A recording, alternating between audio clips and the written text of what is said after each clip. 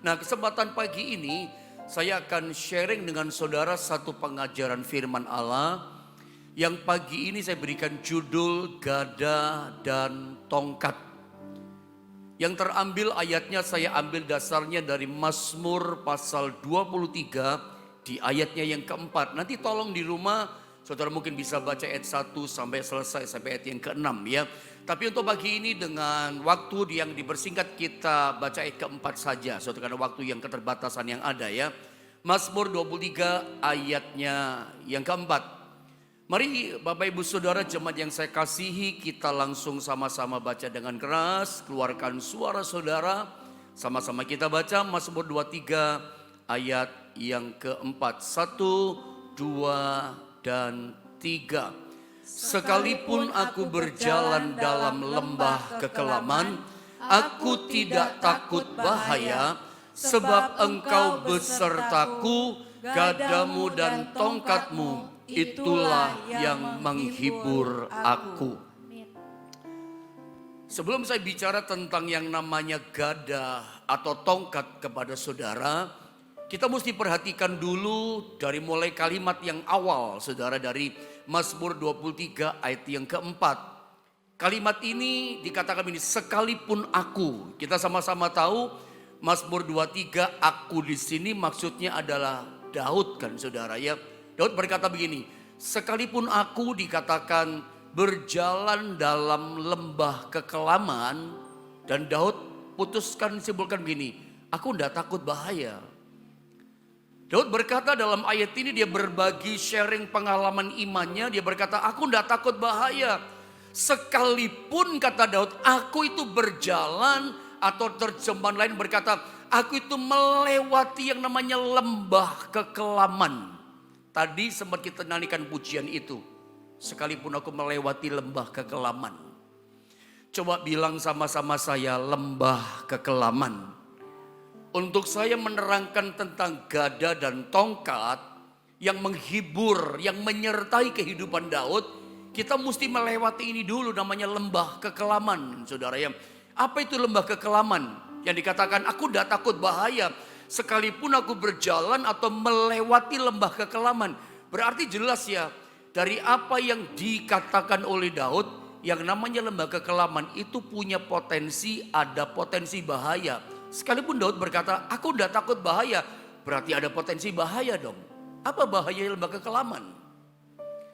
Saudara, lembah kekelaman itu sebetulnya adalah dunia orang hidup, tetapi di wilayahnya orang mati.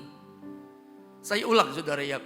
Pendeta, apa sih artinya lembah kekelaman? Kita sering kali sebagai orang Kristen dari dulu sampai sekarang ini, detik ini, tentu kita sebagai orang Kristen gitu sering mendengar kata kalimat lembah kekelaman. Tetapi apakah itu lembah kekelaman buat kita? Saya terangkan ada banyak arti sebetulnya lembah kekelaman yang dikatakan oleh Alkitab. Sebab bukan hanya Mazmur 23 ayat 4 saja yang memperkatakan kalimat lembah kekelaman. Korah dalam Mazmur pasal berapa itu, 84 apa 82. Sekalipun aku melewati lembah Baka, lembah BEK, lembah Baka itu lembah bayang-bayang maut, sama itu. Ya, lembah kekelaman itu saya ulang, apa itu lembah kekelaman? Lembah kekelaman itu adalah dunianya orang hidup, tetapi dia berada di wilayahnya orang mati. Jadi sebetulnya tidak ada kehidupan gitu loh. Kalau toh manusia orang hidup lewati, memang masih di alam yang natural, masih di alam seperti kita hidup. Tapi kalau orang namanya orang termasuk Daud, namanya hidup kita, kalau sudah melewati satu jenis yang masalah yang namanya lembah kekelaman, kita masih hidup. Kita masih hidup di dunia, tapi tidak ada tanda kehidupan. Karena masalah itu jenisnya namanya lembah kekelaman. Tidak ada kehidupan. Yang ada di lembah kekelaman di situ dipenuhi dengan yang namanya apa? Kejahatan. Dipenuhi dengan namanya bahaya, teror, pembunuhan, apalagi saudara ya. Hal-hal yang jelek pokoknya, maut, kematian. Saya ulang ya, ada apa sih di lembah kekelaman? Dunia orang hidup tapi di wilayah orang mati. Apa maksudnya itu? Maksudnya tidak ada kehidupan di situ kalau orang lewat ngalami masalah ini. Yang ada adalah bahaya, yang ada itu adalah kejahatan, yang ada adalah teror, yang ada adalah bahaya. Apalagi saudara ya, yang ada itu adalah maut, ajal, kematian, dan seterusnya. Dari gambaran apa yang saya katakan, ngeri ya pendeta, ngeri. Ketika orang seperti Daud atau kita diizinkan melewati namanya lembah kekelaman itu ngeri loh. Bisa di ujung ajal loh itu masalah. Bisa membuat orang putus asa loh, frustasi. Gak ada tanda kehidupan, yang ada teror, bahaya, kejahatan, maut, ajal, dan seterusnya. Seperti itu kondisinya. Lembah kekelaman. Saya pernah bilang, kalau lembah saja itu bagus. Ya masih ada bagusnya lah. Kalau disebut cuman lembah saja, masih ada indahnya lembah, masih ada pohonnya, ada ijo-ijonya, masih kelihatan gunungnya. Lembah kan di bawah, masih ada bagusnya kan.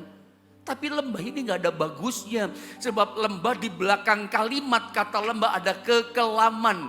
Kekelaman itu bukan cuman gelap. Kalau gelap saja, itu akan tuntas selesai kalau ada terang. Langsung terang, semua gelapnya hilang. Tapi namanya kekelaman, itu kegelapan yang paling gelap. Gelap sekali. Lembah kekelaman sesungguhnya. Kenapa di sini dikatakan melewati lembah kekelaman? Lembah kekelaman itu matahari terang gak bisa masuk. Makanya bicara secara rohani dalam Alkitab. Lembah kekelaman dibicara gak ada harapan. Gak ada kehidupan. Gak ada tanda-tanda kemenangan. Makanya orang bisa stres lewati lembah kekelaman. Kenapa? Terang tidak bisa masuk. Matahari gak bisa masuk. Ini kegelapannya yang paling gelap 24 jam dalam satu hari. Sama sekali gak ada terangnya. Titik terang kecil pendeta gak ada. Matahari gak bisa masuk kok. Tertutup oleh gunung-gunung itu. Kelam. Jadi kekelaman lembah kekelaman itu kegelapan yang paling gelap. Setiap hari demi hari demi hari demi hari. Ya cuman kegelapan itu yang ada. Kalau cuman gelap tuntas selesai dengan terang. Tapi kalau orang ngalami kehidupan, jenis masalah, lembah kekelaman, terang gak bisa menuntaskan. Hanya kehadiran Tuhan, adanya Tuhan saja, itu bisa menuntaskan, menyelesaikan orang yang ngalami lembah kekelaman dalam hidupnya. Makanya tidak heran, dalam terjemahan bahasa asli, lembah kekelaman dari kata salmafet. Sal itu bayang-bayang, mafet itu adalah kematian atau maut. Makanya lembah kekelaman itu sama dengan salmafet, ya, lembah bayang-bayang maut. Bayang-bayang maut, bayang-bayang kematian, itu lembah kekelaman. Jadi kalau ada orang ya hadapi masalah, itu seperti berjalan dalam kegelapan, bayang-bayang kematian. Rasanya masalah itu akan membawa dia pasti hancur, gak ada harapan. Menghadapi masalah yang pasti mati, gak ada jalan keluar. Itu lembah kekelaman loh. Buntu sama sekali. Mentok, tidak ada jalan. Kalau ada di antara Bapak Ibu Saudara mengalami kondisi seperti Daud. Sedang menjalani, sedang melewati proses ujian pencobaan kehidupan ini. Bagaikan berada di lembah kekelaman. Rasanya tidak ada jalan Pak Pendeta, tertutup rapat. Semuanya gelap, tidak ada harapan lagi. Tidak ada kehidupan pertolongan. Kalau Anda menghadapi ini, bukan kebetulan pagi ini saudara mendengar firman Allah ini. Daud mengatakan, sekalipun aku berjalan atau melewati lembah kekelaman, Daud berkata tegas di sini, aku tidak takut bahaya. Nah kita belajar, kenapa si Daud ini dia nggak takut bahaya? Kenapa dia nggak takut bahaya? Alkitab katakan sebab, yang pertama kuncinya, sebab engkau besertaku. Ini menjadi satu kunci rahasia sampai selama-lamanya dalam hidup kita. Bahwa keberadaan Tuhan bersama dengan kita itu memang kunci kemenangan. Keberadaan Tuhan, penyertaannya, hadirnya Tuhan dalam hidup kita, itu memang menjadi pengharapan kita.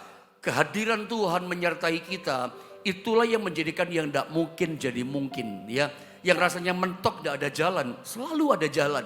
Yang mustahil jadi gak mustahil. Yang tidak bisa kata dunia, kata orang, kata kalkulasi orang lain. Gak bisa nih Pak, kadaluarsa. Itu bisa jadi bisa dengan mudah. Kenapa? Ada kehadiran Tuhan. Karena kita tahu yang namanya Daud sudah banyak punya pengalaman tentang kehadiran Tuhan. Goliat pun dia kalahkan. Yang orang katakan gak mungkin lu bisa menang lawan Goliat. Orang kalau ada di medan pertempuran ketika melihat Daud berhadapan sama Goliat, orang pasti tahu, bisa menilai Daud pasti kalah, Goliat pasti menang. Itu kalau dibikin perbandingan 1 lawan 99 kali. Kalau dipikir apa fur-furan gitu ya. 99% pasti Goliat menang 1%. Ada kemungkinan dia bisa menang, tapi kecil sekali. Jangan-jangan 0% bisa menang. Orang berpikir, aduh jadi bakso kamu dicaca kamu nanti sama Goliat. Gak mungkin bisa menang. Tapi kita lihat cerita Daud melawan Goliat. Daud itu menang dengan sangat mudah sekali lempar batu dan kalah itu Goliat. Rahasianya di mana? Sebab engkau besertaku. Pada hari Senin yang lalu saya sempat bicara sama saudara tentang seorang bernama Gehazi, bujangnya Elisa. Begitu bangun tidur buka pintu pondok Nabi, dia lihat tentara Aram mengepung dia. Langsung datang sama tuannya Nabi Elisa. Tuhanku, celaka Tuhanku. Apa yang harus kita perbuat? Maksudnya gini, kita gak bisa bikin apa-apa. Celaka 13 kita. Kita gak bisa buat apa-apa. Kita gak ada harapan. Mati kita gitu loh. Tapi apakah Elisa ketularan ikut takut? Enggak. Kenapa gak takut ya Elisa? Karena dia berkata begini, yang menyertai kita kuasanya jauh lebih besar daripada yang menyertai mereka. Itu loh rahasianya. Kenapa Elisa gak gentar? Gehazi kok gentar? Kenapa Elisa tidak dikerasuki, dikuasai ketakutan? Karena namanya Elisa yakin Tuhan beserta dengan dia. Yang beserta dengan kita kuasanya jauh lebih besar. Itu loh saudara. Mungkin masalahmu besar seperti lembah kekelaman. Tapi ayat ini, sebab engkau, aku tidak takut bahaya. Sebab apa? Engkau besertaku. Itu jaminan pasti buat kita. Saudara yakin pagi ini Tuhan beserta dengan saudara? Apakah saudara yakin ada Tuhan bersama dengan saudara? Keyakinan imanmu ada Tuhan bersama dengan saudara. Itu membuat saudara pasti menang. Melewati lembah kekelaman, engkau bisa lewati dengan kemenangan. Meskipun sukar, engkau menang. Aku tidak takut bahaya. Yang pertama apa kuncinya? Sebab engkau besertaku. Itu ada pada Daniel. Ya, itu ada pada Sadra, Mesak, Abednego diperhadapkan api yang menyala-nyala. Dia yakin kok penyertaan Tuhan dan dia menang. Nah, ada kunci yang kedua, rahasia kedua. Aku udah takut bahaya sekalipun aku melewati lembah kekelaman. Yang kedua apa? Ini ayatnya kembali tolong dimunculkan. Sebab ini, gadamu dan tongkatmu. Jadi kata ini gak terpisah ya. Baru kemudian koma kan. Titik koma. Kalimat baru, gadamu dan tongkatmu, baru koma. Jadi satu ini, satu paket, gada dan tongkatmu, gadamu dan tongkatmu. Dikatakan itulah yang menghibur aku. Saudara, penghiburan anak Tuhan ketika melewati lembah kekelaman, ya cuman ini, gada dan tongkatnya Tuhan. Pasti terhibur kok. Pasti sukacita ujungnya. Melewati lembah kekelaman justru menjadi penghiburan buat kita. Karena ada dua ini. Ada gada, ada tongkat. Jangan dibalik urutannya. Saya percaya kalau kalimatnya firman Allah mengatakan gada dulu baru tongkat. Itu bukan kebetulan gitu. Kenapa gak tongkat dulu? Ya maunya kita kan tongkat kan. Tapi ini dikatakan gada dulu baru tongkat urutannya. Baru mengalami penghiburan, sukacita, pertolongan dari Tuhan. Nah, saya mau terangkan dulu tentang gada dan tongkat itu apa sih gitu ya. Nah, seorang gembala dalam konteks perjanjian lama tentunya pada zaman dahulu, sebutlah zaman Daud dan seterusnya. Seorang gembala zaman perjanjian lama itu punya 3 alat utama untuk menggembalakan kambing dombanya.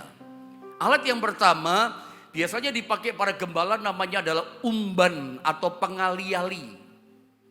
Ya, biasanya tapi ini jarang dipakai. Tapi hanya kasus tertentu saja dipakai. Nanti kita lihat misalnya nanti kita lihat Daud lawan Goliat. Ya, saya tunjukkan gambar berikutnya. Saya terangkan dulu.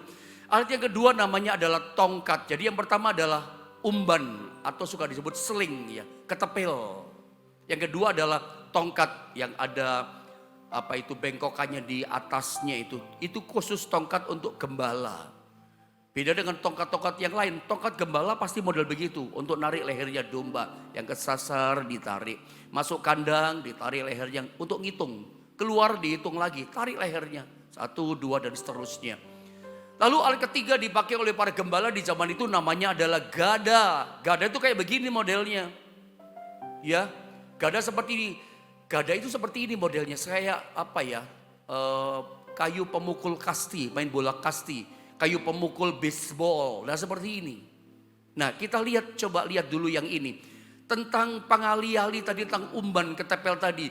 Itu hanya dalam kasus-kasus tertentu. Para gembala jarang menggunakan, tidak selalu menggunakan ketepel atau umban ini untuk menggambarkan domba. Jarang dipakai.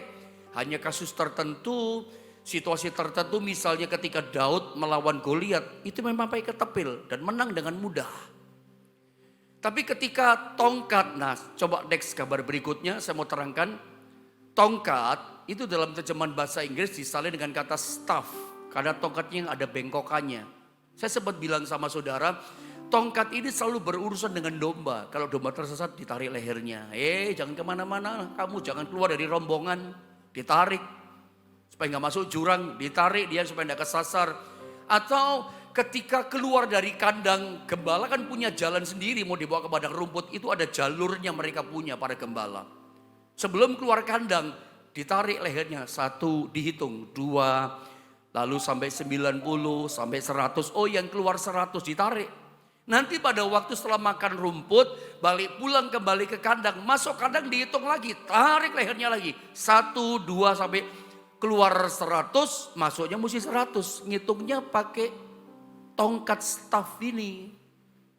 Alat ini seringkali berurusan sama gembala, selalu dipakai. Kalau yang namanya ketapel, umban atau sling, tidak selalu. Tapi dalam situasi khusus dipakai, seperti Daud tadi.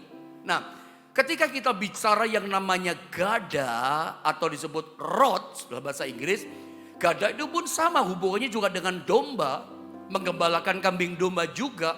Untuk apa? Misalnya melewati hutan, ada banyak semak belukar, pohon-pohon yang menghalangi. Dipukulnya, pembuka jalannya, tanaman berduri, dipukul pakai gada. Supaya bisa jalan kambing dombanya, kembalinya depan pukul. Itu kalau ada halangan, pakai rod ini, pakai gada. Lalu kalau ada ular, pukulnya pakai ular. Ada singa, ada beruang, ada serigala, jenis-jenis binatang yang berbisa, hantamnya, pukulnya pakai rod ini, pakai gada ini saudara ya. Jadi jelas saudara ya, 3 alat utama.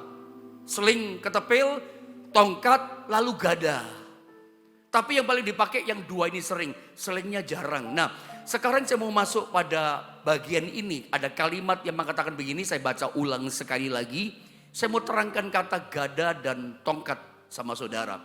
Mazmur 23 tempat saya baca ulang. Sekalipun aku berjalan dalam lembah kekelaman, dikatakan apa? Aku tidak takut bahaya. Kenapa? Sebab engkau besertaku. Lihat kalimat ini. Gadamu dan tongkatmu. Nah, M-nya itu huruf besar dua-duanya. Gadamu, M-nya huruf besar. Tongkatmu, M-nya juga huruf besar. Jadi ini bukan gadanya manusia. Bukan gadanya orang biasa manusia. Daud yang berkata gadamu Tuhan, mu-nya itu Tuhan. Jadi ini gadanya Tuhan dan tongkatnya Tuhan yang menjadi penghiburannya Daud, sukacitanya Daud ketika dia melewati lembah kekelaman. Pantasan dia berkata apa? Aku tidak takut bahaya. Meskipun aku melewati lembah kekelaman, kehidupan manusia tapi di wilayah orang mati, orang gak bisa hidup, orang gak bisa menang. Yang ada di sana cuma bahaya, teror, maut, pembunuhan dan segala macam. Tapi Daud berkata, aku tidak takut bahaya itu. Sebab Tuhan besertaku. Yang kedua, ada gadamu Tuhan dan tongkatmu Tuhan yang menghibur aku, yang menyertai aku. Itu membuat Daud optimis. Itu membuat Daud tidak takut hadapi lembah kekelaman. Ada 2 perkara, gadanya Tuhan dan tongkatnya Tuhan. Perhatikan ya, 2 kata ini gak terpisah ya. Gada dulu, gadanya Tuhan, baru tongkatnya Tuhan. Dua-dua inilah yang mendewasakan kita sebetulnya. Kalau Anda lihat, coba next kabar berikutnya. Daud berkata, gadamu dan tongkatmu itu yang menghibur aku. Dua alat ini yang menghiburkan Daud. Dua alat ini juga yang membuat rohani kita bertumbuh dengan benar, tumbuh dengan sehat. Nggak bisa, ada banyak orang yang sejujurnya itu kan maunya tongkatnya Tuhan saja. Tongkat itu sebetulnya kan bicara tentang pemeliharaan. Tongkat itu bicara tentang berkat. Orang maunya tongkat, tapi nggak bisa. Satu paket, gada dan tongkat. Kita nggak bisa cuma mau terima Tuhan, aku minta tongkatmu saja, nggak bisa. Harus gada dan tongkat, nggak bisa tongkat saja. Kita kalau mau gada saja, ya kita nggak kuat juga. Kita butuh dua-duanya dari Tuhan. Gadanya dikasih, tongkatnya dikasih. Kalau saya kasih gambar di situ ya, seperti orang main naik apa ini, perahu atau kano. Orang naik perahu atau kano, itu kalau mendayung satu kiri, satu kanan. Dua kiri, dua kanan. Kalau tiga kiri, satu, dua, tiga. Kanan juga sama, satu, dua, tiga. Pokoknya mesti seimbang. Satu ya satu, dua ya dua. Mau lima ya lima. Lima boleh, satu, dua, tiga, empat, lima. Tapi kemudian langsung cepat, satu, dua, tiga, empat, lima. Supaya apa? Supaya maju perahunya. Coba kalau misalnya cuman kiri saja. Kelihatannya bergerak, tapi cuman muter di tempat. Gak kemana-mana. Ada banyak Tuhan gak kemana-mana. Imannya cuma di situ-situ saja. Imannya gak bergerak. Imannya gak majority, gak jadi dewasa. Kenapa? Maunya tongkat. Gak mau gada. Gada itu bicara disiplin. Tongkat bicara pemeliharaan. Coba saya tunjukkan gambar ini sama saudara. Lihat ya. Kenapa sih kita sudah jadi anak Tuhan tahun-tahunan. Puluhan-puluhan tahun jadi anak Tuhan. Tapi seringkali tidak merasakan penghiburan dari Tuhan. Kenapa? Nggak merasakan penghiburan, nggak merasakan sukacita dari Tuhan. Kita nggak mau digembalakan dengan benar sama Tuhan. Anda pernah baca nggak satu kisah tentang anak terhilang? Saya nggak ngomong anak bungsunya, kakaknya yang sulung. Di dalam Lukas 15 kalau nggak salah di ayat yang ke-29. Si anak ini ngomong gini sama bapaknya. Bapak, sudah sekian lama lah aku ikut sama Bapak. Nah ini ada ayatnya, terima kasih ya multimedia. Saya baca saja ya biar enak ya. Anda baca tulisan, saya baca lebih nangkapnya enak. Tetapi ia, si sulung maksudnya menjawab ayahnya, menjawab bapaknya. Katanya, telah bertahun-tahun aku melayani Bapak. Bertahun-tahun, tahun-tahunan aku melayani Bapak. Dan belum pernah aku melanggar perintah Bapak. Loh bagus ya. Tetapi kepadaku belum pernah Bapak memberikan seekor anak kambing untuk apa? Untuk aku bersuka cita. Untuk aku bersenang-senang dengan sahabat-sahabatku. Loh aneh kan? Anak sulung kan tinggal sama bapaknya. Bantu bapaknya bertahun-tahun. Setia sama bapaknya. Jadi kalau orang Kristen tahun-tahunan ikut Tuhan. Ibadahnya juga setia sama Tuhan. Jarang bolong hari Minggu. Doanya juga iya. Tapi kenapa gak mengalami penghiburan kayak anak sulung ini? Suka kita komplain, kok saya gak ngalami penghiburan dari Tuhan, kok saya gak ngalami sukacita, kok dia ngalami sukacita, kenapa? Kita ini digembalakannya gak benar sama Tuhan. Jadi Kristennya cuma maunya tongkat, gak maunya gada, gak mau. Apa sih maksudnya? Coba lihat gambar ini. Kalau mau digembalakan sama Tuhan, jadi anak Tuhan yang benar. Ya.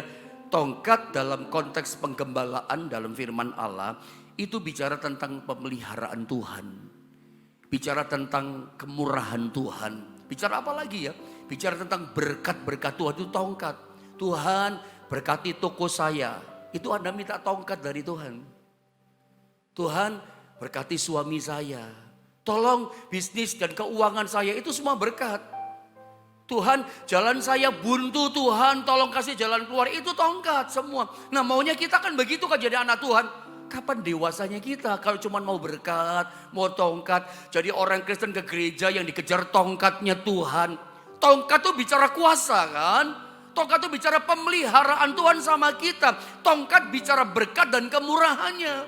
Jalan keluar itu tongkat. Tuhan anakku di luar kota, sertai Tuhan lindungi. Itu tongkat semua itu.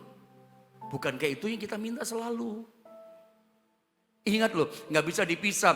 Kita gak bisa cuma mau tongkat. Gada dulu baru tongkat. Memangnya gada bicara apa buat kita? Gada dalam konteks penggembalaan dalam firman Allah. Gada itu bicara tentang disiplin. Disiplin gada itu. Kalau kita pergi kemanapun, itu selalu ada namanya disiplin. Disiplin itu aturan. Menjadi kawanan domba Allah, menjadi anak-anaknya Tuhan dari Bapak kita. Bapak kita pasti punya aturan kan dalam firman Allah. Ada disiplin tidak dengan aturan-aturan yang ada, itu gada. Jangankan ikut Tuhan ada aturan. Kita mau masuk di dunia ini, mau masuk organisasi mana? Ini partai-partai lagi rame kan saudara ya, karena mau pilpres kan, mau pemilu gitu ya. Kalau ada yang melanggar aturan partai, disiplin partai, saya panggil, kata Dewan Kehormatan, dinasehati. Itu tugas penasehat kan. Melanggar aturan dipanggil, partai saja punya aturan disiplin. Ada di jalan raya bagaimana? Ada aturan? Loh ada. Jalan raya itu ada aturan. Misalnya trotoar enggak boleh pakai jualan. Itu kan sebetulnya peraturan kan. Tapi dilanggar juga kan saudara ya. Kadang-kadang gak tertib kan. Di jalan raya naik motor, naik mobil ada peraturan disiplinnya. Lampu merah berhenti, kuning siap-siap, hijau jalan. Itu semua bicara disiplin dan peraturan di jalan raya. Kita mau kemana? Ke sekolah. Waktu kita sekolah atau anak kita sekolah ada aturan disiplin di situ. Nggak boleh dilanggar. Hari Senin pakai baju warna ini, Selasa pakai ini. Pokoknya bayar SPP tepat waktu tanggal sekian. Itu aturan semua kan. Gak boleh terlambat sekolahnya dan seterusnya. Masuk sekolah saja, lingkungan sekolah ada disiplin, ada aturan. Apalagi kita di gereja juga ada aturan, ada aturan. Melayani Tuhan ada aturan, semua ada aturan. Kita mau masuk dalam bidang di dunia ini yang mana? Walaupun dunia rohani di gereja pelayanan, semua ada disiplin peraturan. Apalagi kita urusan sama Tuhan. Tuhan tuh punya gada buat kita. Sebelum kita dikasih tongkatnya Tuhan, pemeliharaan. Itu kan jadi penghiburan kita ya. Kadang ini kalau kita udah taat sama Tuhan. Lalu doa kita dijawab, wih hati kita terhibur. Bukan seberapa besarnya itu berkat. Doa kita dijawab saja, dapat pertolongan Tuhan yang datang kepada kita. Itu sukacitanya kayak apa gitu loh. Ada pernah ngalamin seperti itu kan? Bukan karena menerima sesuatu yang sambil lihat enggak. Sekecil apapun kalau kita tahu itu datang dari Tuhan. Aduh terhibur itu rasanya hati ini saudara ya. Daud jelas berkata, gadamu Tuhan dan tongkatmu menghibur aku.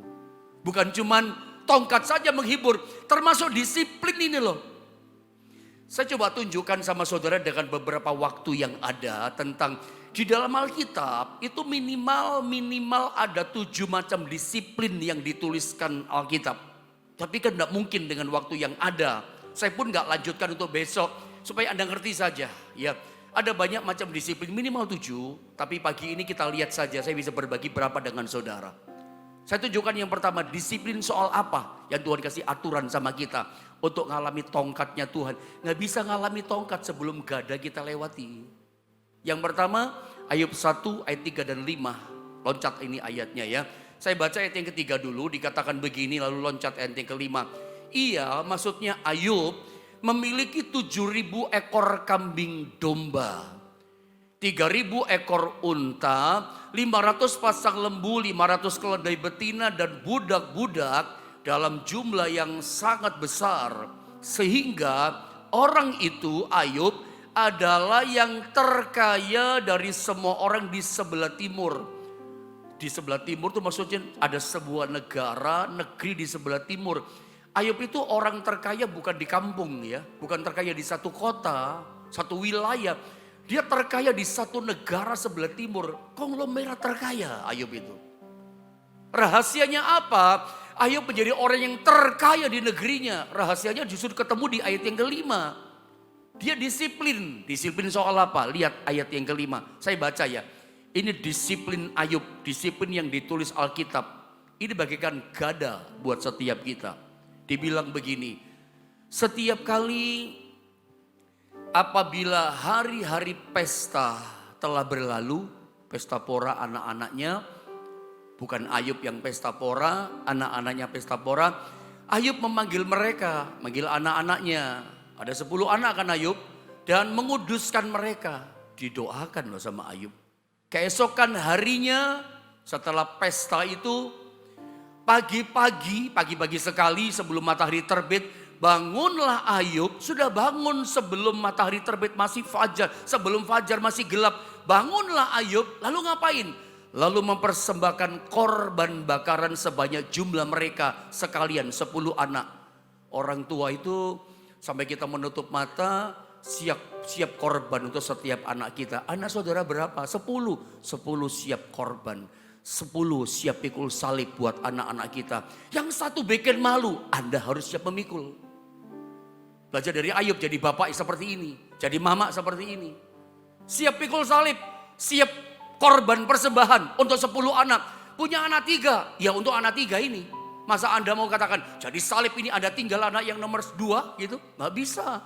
Anda menyalahi firman. Anda berdosa maksud saya. Yang namanya anak bagaimana? Kemarin kita hari Minggu yang lalu kita akan dengar pengajaran firman. Semua anak tergantung dari orang tua kan. Anaknya jadi apa ya orang tua. Karena anak itu meneladani orang tua kan. Ayub sadar diri. Makanya dia bertanggung jawab untuk 10 anaknya. Lalu mempersembahkan korban bakaran sebanyak jumlah mereka sekalian. 10-10-nya. Sebab pikirnya mungkin anak-anakku sudah berbuat dosa. Dan telah mengutuki Allah di dalam hati. Demikianlah dilakukan Ayub. Apa saudara? Senantiasa. Sama-sama katakan senantiasa. Senantiasa maksudnya continue, konsisten. Selalu begitu tiap pagi. Ini namanya disiplin kehidupan rohani. Disiplin soal apa? Kehidupan doa. Ayub itu kehidupan doanya disiplin. Ini rahasia hidupnya Ayub. Mau tongkatnya Tuhan, mau mengalami kemurahan Tuhan, mau tertutup jadi terbuka, ngalami berkat Tuhan yang luar biasa. Tongkat itu haknya bagi orang yang tergembala dengan baik. Kalau memang Anda merasa jadi anak Tuhan, jadi jemaat yang tergembala dengan baik, tongkat itu haknya saudara Tuhan. Ini tongkat buat kamu anakku. Tapi ingat, yang pertama adalah gadamu dan tongkatmu satu paket. Gak bisa dikasih tongkat sebelum gak ada disiplin kita lewati. Itu loh saudara. Disiplin apa yang pertama? Disiplin kehidupan doa seperti Ayub. Pagi-pagi benar sudah bangun. Saya suka mengajarkan tentang doa pagi. Pernah lah mengajarkan sama saudara kalau gak salah. Kalau saya pelajari dalam Alkitab. Para nabi, para rasul, orang-orang tokoh Alkitab. Yang hebat-hebat, yang diurapi Tuhan, yang dipakai Tuhan. Itu semua orang yang punya hobi bangun pagi kalau Anda tahu. Sebelum matahari terbit, fajar datang, mereka sudah bangun pagi. Mengatur persembahan kepada Tuhan. Ada mau contoh, Musa misalnya. Itu dalam Mazmur 90 kalau nggak salah. Musa berkata begini, kenyangkan kami di waktu pagi dengan kasih setiamu. Itu kan doanya Musa kan. Mazmur 90 ayat 14 kalau nggak salah itu. Atau boleh nggak multimedia sediakan ayat ini? Kalau nggak salah 14. Betul saudara ya. Kenyangkan kami di waktu pagi dengan kasih setiamu. Dikatakan apa? Supaya kami bersorak-sorai dan bersuka cita senantiasa semasa hari-hari kami. Jadi kalau saudara mau hari-hari kita bersorak-sorai, ya, hari-hari kita bersuka cita, tiru Musa. Selalu pagi-pagi bangun, Tuhan kenyangkan kami dengan kasih setiamu. Kenyangkan kami dengan firman-Mu. Pagi-pagi sudah bangun. Saya pernah ajarkan khusus doa pagi sama saudara. Waktu pagi itu waktu perkenanan Tuhan bertemu dengan umatnya. Ketika Musa 10 hukum Allah itu pecah itu batu. Lalu mau Tuhan, Musa bikin batu. Bawa naik, aku mau tulis dengan jariku. Pagi-pagi benar kamu naik ketemu sama aku ke atas gunung Sinai. Baca di Keluaran pasal 34 ayat 1 dan 2. Pagi-pagi benar berjumpa sama aku Musa. Disuruh pagi, yang bikin janji itu Tuhan. Musa gak bisa nolak, gak bisa bangun pagi saya Tuhan. Gak biasa bangun pagi, saya ini orangnya tidurnya tengah malam. Yang bikin janji bukan saudara. Tuhan yang berkata, ketemu sama aku pada waktu pagi-pagi benar Musa. Musa datang, Musa gak bisa seenaknya, gak bisa dong Tuhan. Siang saja, ini bukan sekedar doa siang. Ini pagi-pagi loh, sebelum kita mengawali aktivitas. Datang dulu, bisa disiplin gak? Saya bersyukur kalau melihat Anda. Kalau saya melihat YouTube ya, ukuran saya dari YouTube channel GSPD Evangelis Jombang. Itu kalau mendekati mau akhir ibadah, saya lihat itu sekitar 2.400, 300, 2.300, 400, 500. 2.300an itu yang saya lihat selalu ada gitu. Selalu, saya juga kadang baca nama-nama saudara, itu selalu ada, konsisten. Saya berharap Anda bisa konsisten, selalu senantiasa. Karena semua orang hebat di Alkitab itu orang suka bangun pagi. Yesus sebelum dia mengawali harinya, kenapa Yesus sukses dalam pelayanan? Sebelum dia melangkah, pagi-pagi gelap dia bersekutu dengan Bapaknya. Ini bukan sekedar doa loh. Doa sebelum mengawali hari. Ketika masih hari gelap, orang tidur, kita bangun cari Tuhan. Saya percaya itu hasilnya luar biasa. Itu gada. Baru dapat tongkat nanti saudara. Konsisten soal urusan doa. Ini waktu jalan ya. Yang terakhir saya baca saja lalu selesai ya. Disiplin membaca dan merenungkan firman Tuhan. Ini ayatnya. Kisah 17, 10, 11. Jemaat ini jemaat yang setia sama Tuhan. Itulah jemaat yang ada di Makedonia, jemaat cinta Tuhan. Ya, selalu baca firman setiap hari. Saya berharap tiap pagi seperti ini. Buat apa saudara berdoa misalnya, saya satu hari berdoa 3 jam Pak, tapi besok nggak doa lagi. Nanti doanya baru 1 bulan kemudian. Bikin apa begitu? Saya saja gembala senang kalau lihat ada bisa 1 jam setiap hari doa bersama Tuhan. Apalagi Tuhanmu sangat suka cita, konsisten dalam doa, konsisten dalam baca firman. Saya percaya kalau gada ini kita pegang, tongkat pun pasti kita alami. Doa kita dikabulkan. Tuhan tolong saya, Tuhan tolong kita. Tuhan berkati saya, berkatnya turun sama saudara.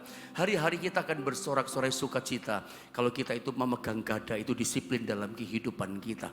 Mari kita sama-sama berdoa. Terutama engkau yang sedang melewati dalam kekelaman. Saya percaya Tuhan sanggup tolong setiap saudara.